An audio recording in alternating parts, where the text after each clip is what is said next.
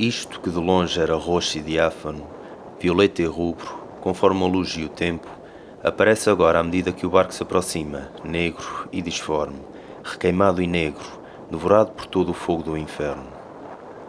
Nunca a labareda mais forte derreteu a pedra até cair em pingos e desfazer-se em cisco. É uma imagem a negro e cinzento que me mete medo. Produto de um parto monstruoso, a ilha foi devorada até o ponto de fundir. Esta ilha é negra até às entranhas.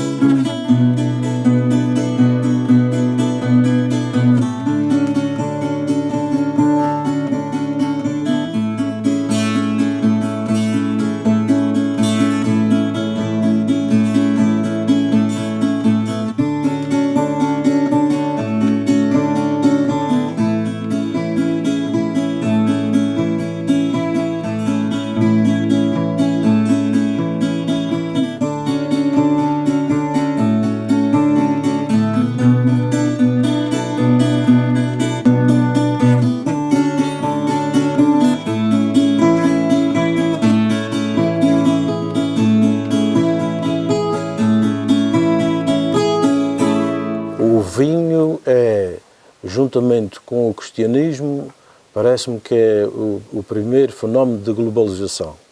Tornou-se, e logo ali, quer dizer, o facto de Jesus ter escolhido livremente ficar também, e especialmente através desse sinal, do vinho e do pão e do lava-pés, e do mandato de ir por todo o mundo, a todas as nações. E isso de facto aconteceu, foi o primeiro fenómeno de globalização. E também, claro que o vinho ficou globalizado também com o cristianismo, porque há terras que não tinham vinho, não é? E ainda hoje em dia há terras que dificilmente terão vinho, mas passaram todos a ter vinho também através desse fenómeno. Muito antes desta globalização de que falamos agora, que tem a ver com... Há pessoas que não sabem o que é globalização, mas basta puxar da algebeira de um objeto, cá está um fenómeno de globalização, o telemóvel. Pega-se numa carteira, que não tem agora aqui comigo, uma carteira de cigarros, Marlboro ou Chesterfield, cá está um fenómeno de globalização. A globalização, hoje em dia, é talvez principalmente e mais compreendida através de objetos de comércio, fazem parte que a gente encontra. Olha o Cristiano Ronaldo, outro fenómeno de globalização moderna, não é? Em toda a parte do mundo, lá aparece um rapazinho com a t-shirt do jogador de futebol. Eu acho que quando já tive sempre vinho, uma vez fiz um tratamento por causa de problemas que tinha de saúde, eu sentia-me até mais fraco. Quando eu comia e bebia água, se é para largar para o vinho de vez, não convém estar neste mundo. Eu gosto de beber sempre um pino de vinho quando como. Acho que dá mais uma reação. E já teve médicos que me disseram, que às vezes pergunto, mesmo algum especialista do coração, que tem problemas no coração, ele disse: um copo de vinho não faz mal nenhum. Até ajuda o sangue a girar mais. E eu assim faço. Eu gosto de beber vinho. É a única bebida que eu bebo é vinho e água. Então, meio-dia bebo água e de meio-dia para a noite bebo vinho. Bebo vinho, isto é uma prazer. Bebo mais ou menos 1 litro de vinho à refeição ao meio-dia e à noite outra vez. À refeição da noite bebo mais ou menos 1 litro de vinho. Que também não sou muito... Mas sou apreciador de vinho. Gosto de vinho. Não bebo cerveja, não bebo mais bebidas nenhuma. O que é que sentes depois de beber um copo de vinho? O que é que eu sinto? Pegas num copo de vinho e bebes um copo de vinho como bebem os homens do pico, não é? Toda uma vez, o que é que tu sentes? Nunca fizeste isso? Já fizeste? Faço. Só que há contextos diferentes. Há uma coisa que é comer e beber e há outra coisa que é uma pessoa pegar num copo de vinho e aproveitar. Assim, num dia à tarde, numa adega. Para já, conta também o objeto, o copo. Não gosto de beber vinho em qualquer copo. O copo tem que ter uma certa elegância, pronto, há determinado formato que eu posso preferir e prefiro. E depois há uma certa luz no vinho, há a cor, neste caso é uma cor bonita, há depois, como fazem os entendidos, que eu não sou um entendido, mas a gente também somos humanos como eles, não é? E eles como nós. Há o cheiro, há vinhos que a gente se for cheirar logo, epá, este não. Há o cheiro, depois há o paladar e depois há o efeito, não é? Por exemplo, o vinho verdelho, este vinho, é um vinho que não precisa beber muito mais do que esta pequenina quantidade que está aqui para se sentir uma coisa a fluir para diferente, não é? E nem todos os vinhos fazem isso. É importante que os vinhos também façam isso. Deem assim um toque, como que espiritual, diferente. O nosso verdilho, eu não sei se há num vinho igual àquele, igual ao verdilho. Não sei se há. E então agora o verdilho, ou foi que é o algido. E então o algido que há agora licoroso, para mim, aquilo é mesmo. Não há no mercado aquilo. Quando se bebe um copo de vinho e sabes qual é a origem dele, normalmente a nossa valorização é influenciada por isso. E quando nós vamos a uma vinha e percebemos tudo o que está por trás disto, todo o esforço que é necessário por parte de quem as trabalha, do homem que as trabalha, porque é um trabalho extremamente penoso e manual. Não há aqui qualquer intervenção de máquinas. Nós começamos a perceber o vinho de outra maneira e a valorizá-lo de outra maneira. E quando os vinhos são bem feitos, e hoje são quase todos bem feitos, conseguem-se coisas extraordinárias. E muitas vezes leva-nos a pensar que temos aqui um património riquíssimo, que temos aqui um produto altamente valorizável e que temos que dar alguns passos em frente. Temos que extrair mais riqueza daquilo que é o legado dos nossos antepassados.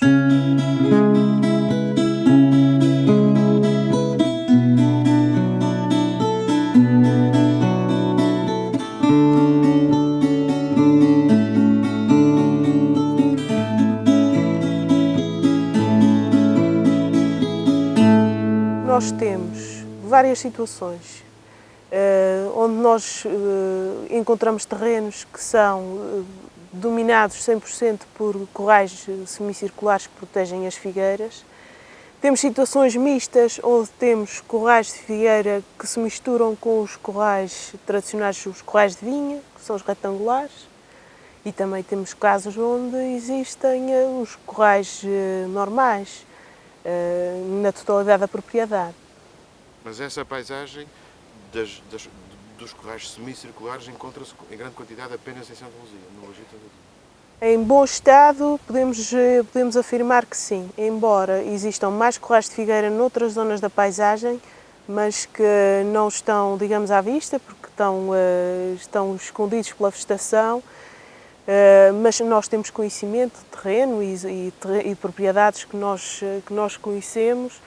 Na zona da Candelária também existem muitas vinhas que têm os tais corrais de figueiras, inclusive a população ainda fala muito nessa tradição que era a cultura da figueira, não só que é transversal aqui esta zona que é classificada como uma paisagem protegida, da cultura da vinha do Pico, como é a mesma situação como aqui as pessoas de Santa Luzia. Só que aqui em Santa Luzia temos ainda exemplos que prevalecem, enquanto que naquela faixa oeste, voltada para o Faial, esse tipo de muro já se encontra mais abandonado atualmente. Em princípio, tentam fazer os corrais maiores para já não ter que cortar na figueira. Se não, pegando a cortar na figueira, ela pega a subir para o ar. Todos os anos se poda, os gajos que vão para o ar, poda-se para a figueira ficar no formato que esta está. Esta figueira, por exemplo, tem uma média de 12 anos. Agora a figueira mais velha, o figo é mais gostoso. O que é que os figos têm para o senhor dizer que são mais saborosos que a figueira mais velha? A gente nota na aguardente mesmo. A aguardente tem mais resaima. O que é a resaima? A resaima é aquela mais áspera, não é aquela aguardente macia. e se for aguardente que tem o ficote, ainda mais macia se torna. Caldear, que usavam muito antigamente o ficote para passar.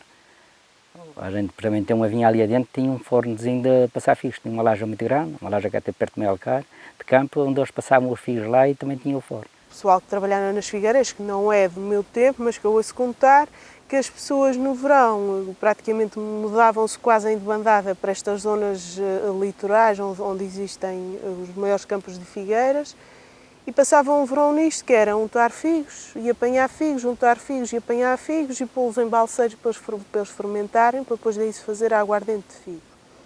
Mas era uma atividade que todos os dias era preciso estar a passar as figueiras todas, a ver quais são os figos que já estavam maduros, e aqueles que não estavam, dar-lhes mais um toque, que era para ver se eles se despachavam mais depressa.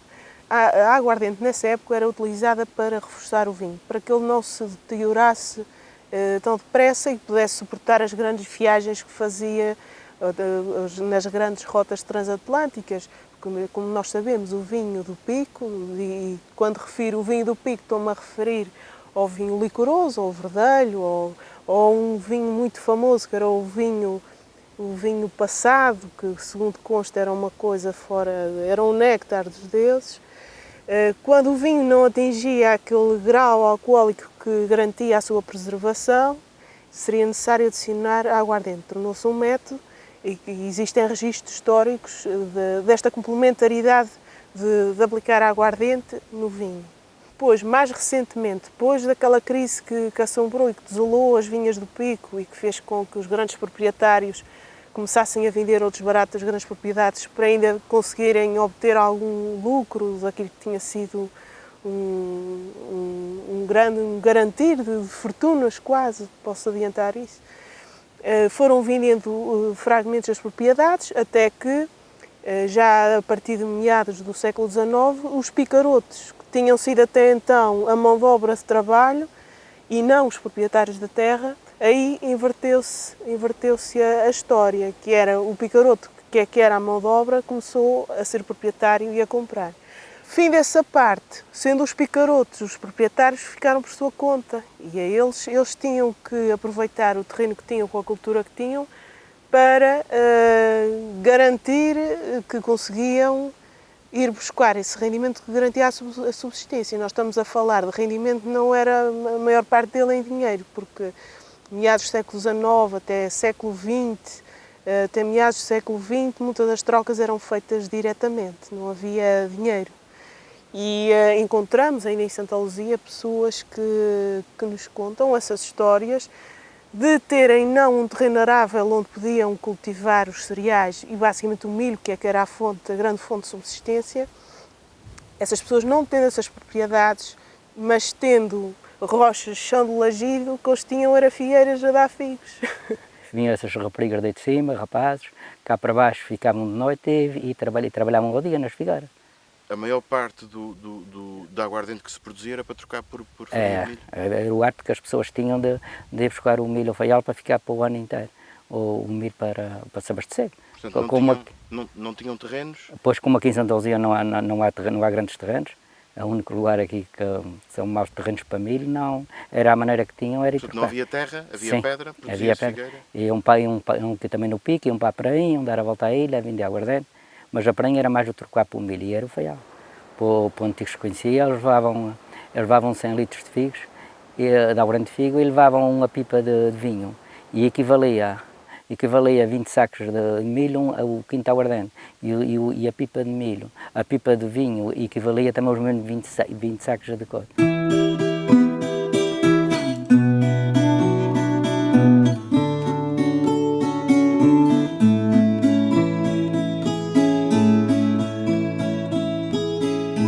Uma pessoa que chega aqui a uma terra destas, com a força telúrica que ela emana e com a obra humana de gigantes que ainda é muito visível, a pessoa começa logo a fazer como aliás diante de outras obras a nível mundial, não é? Em muitas partes do mundo há coisas de outros tempos que a pessoa chega diante daquilo e é à partida é um pedaço misterioso. Como é que foi possível, não é?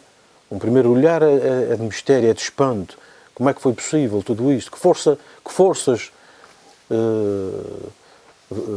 existiram e existem e que são necessárias para isto acontecer? Sei que o meu pai contou-me que houve um homem com barras de ferro, cunhas e martelos, que em lava desta direita, que perdeu 8 dias para abrir um buraco para plantar uma planta. E muitas pessoas perdiam muitos dias e horas para abrir buracos para poder plantar uma planta. Só leva a pensar que é que levou esta gente a fazer isto. E vendo então aqui este caso do Pico, às vezes pensando bem nas coisas e tentando fazer um recuo no que é que terá sido chegar aqui e ver o que terreno se apresentava para uma pessoa poder sobreviver, eu acho que muita gente, ou deles era uma necessidade brutal de sobreviver que levava estas pessoas a terem que submeter este sacrifício, era uma coisa brutal. Parece-me que só não conseguiria sair daqui quem mesmo não conseguisse, não tivesse essa hipótese. Porque, e já ouvi falar de que os primeiros para cá virem teriam até sido desterrados, prisioneiros, para virem para aqui morrer, porque não tinham outra hipótese, era uma ilha mesmo castigadora. Portanto, são relatos que já ouvi. Agora, cruzar essa informação com essas pessoas que, estando aqui porque não tinham mais lugar nenhum para onde ir, porque não era fácil sair daqui, terá havido situações que iriam roçar praticamente a escravatura. Suponho eu. Também pela dimensão do trabalho. Pela dimensão do trabalho. Mas esse trabalho terrível que era, à força de braços e alguns poucos utensílios de ferro, arrancar pedra assim em lajido, como nós conhecemos aqui tão bem, isso para obrigar pessoas a fazer, talvez quase que só obrigadas, porque estou a ver alguém no seu perfeito juízo. Era a tal razão quase visceral de sobrevivência, eles tinham que sobreviver, se era aquilo, era aquele trabalho que havia para fazer para se poder garantir a sobrevivência, ou era isso ou era morrer, suponho eu. Se isto fosse no seu tempo, o senhor teria feito a mesma coisa? Partido esses lajidos? Eu ainda sou do tempo que trabalhei muito, que já tenho 57 anos, mas quer dizer, eu com o meu conhecimento, com as ideias que tenho, penso que faziam. Tinha que fazer. A maneira de viver era aquela, tinha que ser. Tinha que me engerar. Se era para fazer, eu tinha que ganhar. Tinha que estar num lugar. Tinha que fazer como os outros, abrir os buracos, plantar a vinha. E daí também de tudo isso ficou famoso o Homem de Pico, porque o ter que enfrentar toda esta realidade também fez gigantes, quer dizer, as pessoas era um bocado assim aquela coisa que se diz a brincadeira, assim, o rapaz quando nascia atirava-se com ele contra a parede, se ele sobrevivesse é porque ia ser um homem valente, senão já não escapava. O Pico, e eu já disse várias vezes, o Pico para mim, pode ser que podemos encarar o Pico como uma vinha gigante. É preciso ter em conta que estes muros, estas sequências de muros, estas canadas, estas propriedades foram, e durante séculos, uma matriz de ordenamento do território. Como eu estava a falar, indo ver ao pé o muro em si, que é uma coisa tosca, mas nós, se formos nos afastar e olhar para este território como se fôssemos um pássaro e estivéssemos a ver as coisas todas de cima, impressiona ainda mais a forma como todo o território se ordenou. Porque nós hoje em dia, com estas estradas regionais e estas estradas que são paralelas à costa, nós temos uma ideia errada de como este território foi dividido. E nós temos aqui este núcleo, por exemplo, este lajido que estamos aqui a ver, este proliferar de adegas e edifíciozinhos, isto não é uma coisa assim tão antiga quanto parece. Estes núcleos costeiros eram basicamente dominados por uma grande casa de características solarengas, que seria a casa de férias dos grandes proprietários. E em volta dessa casa havia os edifícios de apoio à produção, que eram os armazéns, os alambiques, as adegas eventualmente uma casinha ou outra para a habitação de um ou outro trabalhador de mais confiança ou do feitor que permanecesse juntamente com as famílias. Talvez não fosse muito normal, porque normalmente estas famílias não se ligavam muito com a população local. Então eles vinham por mar, porque era um meio mais fácil de transporte, desembarcavam nos seus portinhos privados, nos seus embarcadores, vinham para a sua casa. Normalmente a sua casa de férias era estilo edifício com alguma imponência, com algumas características diferentes da casinha tradicional do Pico, e rodeado daquela vastidão de vinhas. E a população estava lá ao longe, só depois de acabarem as propriedades da vinha. Portanto, esta predominância que hoje em dia nós reconhecemos e muito apreciamos de ter uma proliferação de adegas à beira-mar é uma situação que, relativamente à história do Pico, é um bocadinho recente.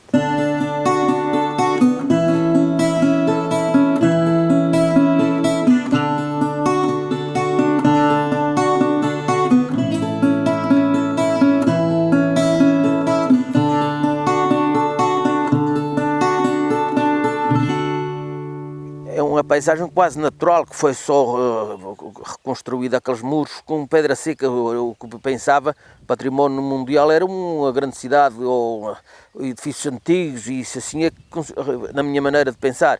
Agora, aquilo era uma coisa de pedra seca, não julgava que chegasse a ser classificada. Eu tenho a minha adega lá na zona do património, e vejo o movimento que há ali de só de turismo, só turismo. Há turismo para tudo. Há pessoas há turismo que gostam de vinhas, outros gostam de uma coisa, outros gostam de um ambiente, outros gostam de paisagens, e o Pico tem isso tudo, mas ali naquela zona passa ali muita gente durante o ano. Paisagem igual àquela não há muitas no mundo. Assim, uma área considerável daquela maneira. Não há muitas no mundo. Houve quem trabalhou para que isso chegasse a ser concretizado, e ainda bem que foi. Isto foi uma grande coisa que não sei quem é que foi a pessoa que teve essa ideia de pôr isto para o património, mas não sei lá quem foi, mas fez um trabalho muito bem feito para o Pico. Não sei se a pessoa era do Pico, se onde é que era, mas sei que se fez um trabalho muito bem feito para o Pico. E foi a partir daí que apostei mais nas vinhas, e depois que isso se tornou, há 10 anos, património mundial. Eu fiz, portanto, 26, eu fiz para aí à volta de 40 alqueires de vinha. Depois disso? Depois disso. Foi por isso é que apostei no Forte. Mesmo se não fosse esses apoios, isso tudo não dava. Eu acho que está num bom caminho, se continuar assim, se houver sempre os subsídios, acho que vão cultivar mais vinhas destas. Não havendo subsídios, a coisa complica. Não vale a pena. Não havendo subsídios, não fazem futuro com isto. Eu acho que estão fazendo isto bem feito, incentivar a malta nova a se meter nas vinhas, para que isto é um emprego. Dão um tanto por cada alqueire, dão um tanto de encher, um tanto X dinheiro de encher o campo de vinha. A pessoa, se puder, tiver algum traje, ou e vão dando sempre os subsídios que me estão dando, eu acho que nunca mais acaba a vinhas aqui. Portanto, sem os subsídios, já não é a mesma coisa? Não, sem os subsídios isso é outra coisa. Se acabar os subsídios continuarem, isso nunca mais vão encher mais campo. Mesmo na minha freguesia, naquela área, vão encher mais campo. E já lá estava, quando andavam os subsídios, e estava vendo aquilo, qualquer dia a gente para sair à porta para fora tem que levar para cortar silvado, uma foice para cortar silvado.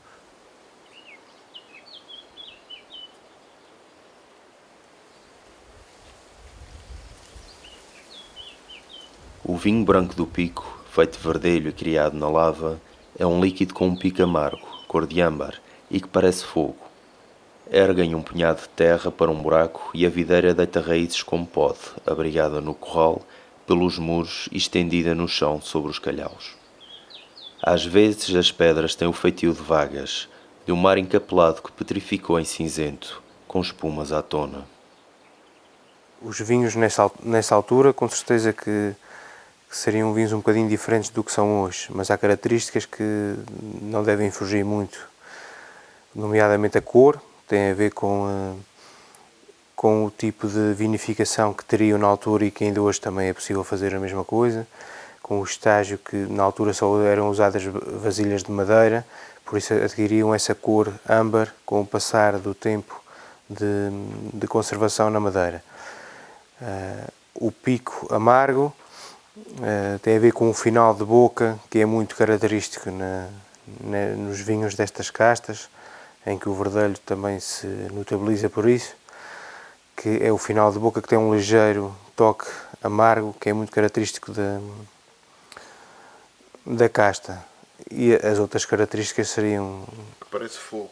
Que parece fogo, obviamente, porque sendo uvas muito maduras e que na altura se promovia a vindima sempre um bocadinho mais tardia, quase a entrar em sobrematuração, obviamente que seriam vinhos com grande teor alcoólico, que seriam vinhos extremamente quentes e que se assemelharia ao fogo. O vinho aqui tem outro paladar. Que paladares são esses? É um vinho, por exemplo, o verdelho que chamam, é um vinho que tem um seco e um aroma, mesmo a gente no beber é um vinho quente. O vinho produzido ali normalmente tem mais graduação porque tem muita pedra, absorve o calor, é o que dizem os entendidos, e depois durante a noite aquilo tem sempre uma temperatura elevada e aquilo, a uva ali, que sendo esperarem por ela, chega a atingir perto de 20 graus de açúcar. O que é comum a todos os brancos do Pico? Começarmos pelos vinhos de mesa.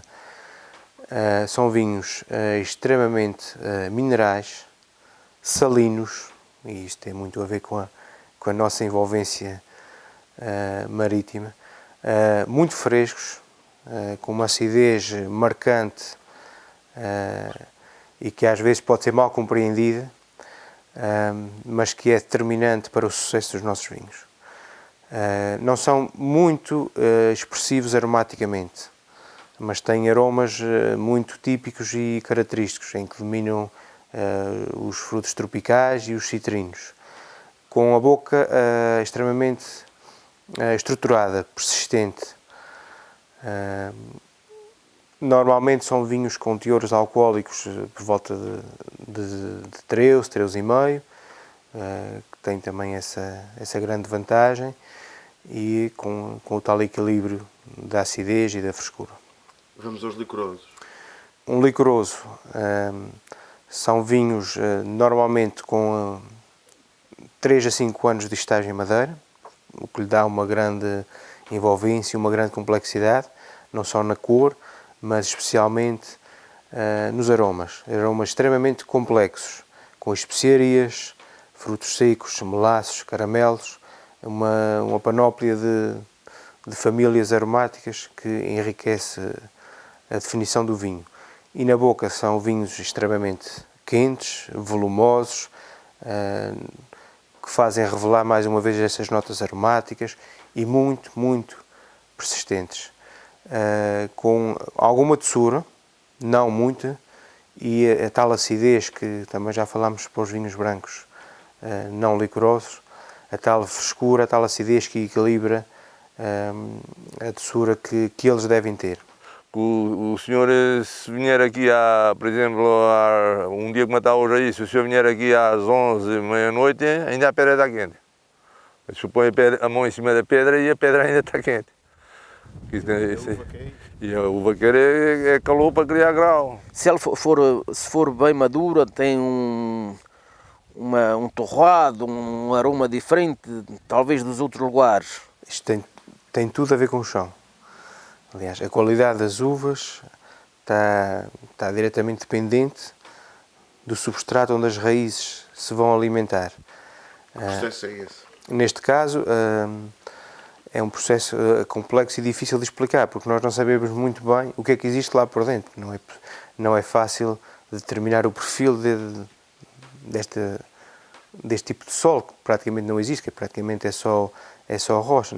Não percebemos até que nível é que as raízes conseguirão ir para extrair a água, que é essencial. Eu cada vez sinto mais orgulho de beber um copo de vinho do Pico. E aquele vinho, apesar de ser leve e saber bem, às vezes ao cair no estômago dá-me um certo frio, mas não é um frio de me estar a ferir o estômago, é um frio de sentir de onde é que isto vem, do orgulho, mas misturado com o sublime que é aquele vinho ser tão saboroso, uma coisa tão apetitosa, e depois uma pessoa pensar de onde é que aquilo veio. Às vezes custa a crer e custa a imaginar.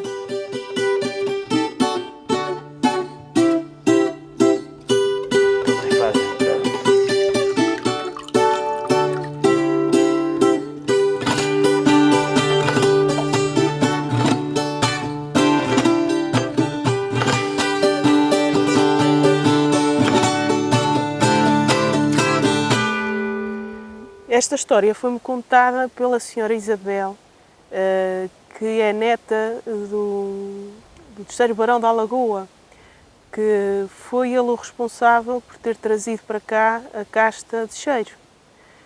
Mas montes de pessoas aqui na ilha, se toda a gente falar em uva Isabel, toda a gente sabe que é uva Isabel. Ora, ela contou-me porque é que a uva se chama Isabel. E então, assim muito resumidamente falando, terá sido esse avô dela que tinha uma paixão muito grande pela uma descendente da família de Abney, de nome Isabel, que morava ou ainda teria residido aqui na Horta. Eu também não sei em termos de datas se isto coincide, mas deve andar por lá perto. E então acontece que ela chamava-se Isabel, mas infelizmente esse amor que ele tinha não foi correspondido. Mas mesmo assim, em homenagem àquele sentimento tão forte que ele sentia por ela, resolveu chamar Isabel essa casta que até então não tinha nome próprio na ilha. E então achei muito bonito esse fato, que é mais um, que da tal história do simbolismo da vinha e do vinho, porque é cada um homem chamar o nome de uma mulher a uma casta de uva. O vinho de cheiro persiste por razões de afetividade, razões culturais, uma tradição muito marcada, em alguns momentos até ligado a eventos religiosos, como as festas do Espírito Santo, mas tem cada vez menor expressão. Sempre achei que o cheiro que era bom para produzir, e é uma uva que dá pouco trabalho e é de boa qualidade, e acho que aquilo era boa sempre para continuar, e acho que vai ter sempre saída. E o vinho de cheiro é um vinho bom. Há vinho de cheiro que é mesmo bom. Alguma vez o senhor pensou que se ia acabar com o vinho de cheiro? Ou... Eu pensei porque tinha muito campo de vinho de cheiro e acabei com o vinho de cheiro todo, com as uvas de cheiro. Okay. Porque começou-se para aí a dizerem que era mais um ano ou que era mais 2 anos e o vinho de cheiro que ia acabar. E eu acabei, arranquei as minhas vinhas e passei a outras. Bebo sempre cheiro, é o almoço, o almoço e o jantar. o senhor bebe sempre a cheiro? É cheiro. É cheiro, é sempre cheiro. Tinha percebido que era tinto? Não, a tinto. O cheiro tem a vinha Isabel mesmo e bota um balde de Marlot juntamente para fazer melhor. Depois veio a analisar ali, tinha 12,3. É um vinho que posso beber em qualquer lugar. Está saboroso mesmo. Dura 2 ou 3 anos. Dura até não ter mais para beber.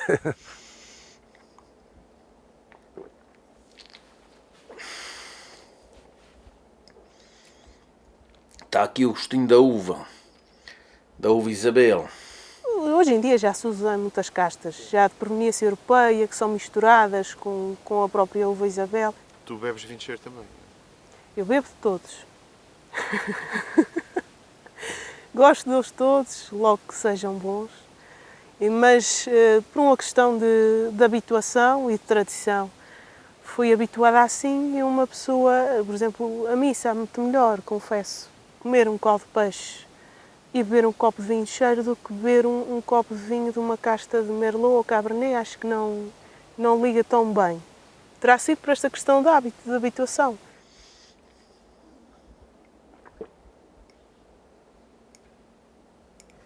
o vinho de cheiro ia ser proibido porque as pessoas que bebiam vinho de cheiro eram mais sujeitas a ter doença.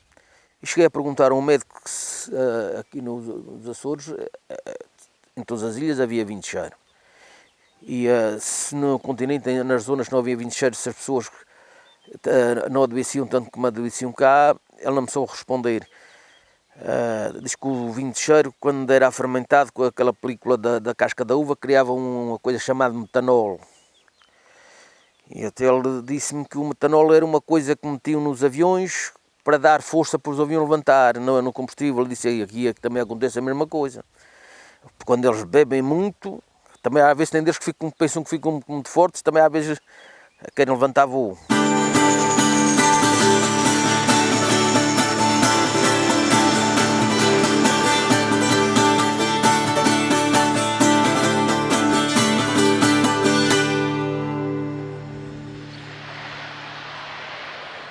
A questão de se construir com mais tecnologia ou menos tecnologia, digamos que o que importa é a funcionalidade e o efeito. Nós olhamos para esses muros, impressiona qualquer um, não vou dizer pela forma como cada muro é feito, porque se nós formos ver ao perto aquilo até é uma coisa tosca, mas nós vermos uma ilha completamente transformada em termos paisagísticos, transformada e ordenada por este tipo de situação, nós vermos a dimensão que isto atinge e nós vermos o quão difícil é, ou o quão difícil foi, porque atualmente já não é, mas o quão difícil foi arrancar destes lajidos pedra para colocar lá a vinha. E depois com aquelas só, claro que quando se abre um buraco no lajido, aqui depois dá em sobrar pedra por todos os cantos. Visto ao perto, como volto a repetir, visto ao perto, é uma coisa tosca que nós olhamos e ficamos até às vezes um bocado ateleimados a pensar como é que com os sismos que já passaram e ventanias, aquilo aguenta sempre em pé. O senhor conhece paredes dessas dos corrais com anos e anos? Forças de anos, tinha lá paredes e tinha 12 anos quando o meu pai encheu lá esta vinha branca que estava a falar aqui o senhor e ainda estava fechadinho numa pedra por cima, para quem quiser ir ver. E o meu pai é que fazia, e eu comecei a fazer mais esta seria a atravessar, o meu tinha 12 anos, era miúdo, e o meu pai fazia esta mais assim o comprida, assim o alto, e eu fazia os travessos, a gente chama os travessos, essas estão aí a atravessar. Eu ia fazendo nessas, era mais fraco, e ia fazendo nessas paredes assim. Pode aqui pôr um aqui.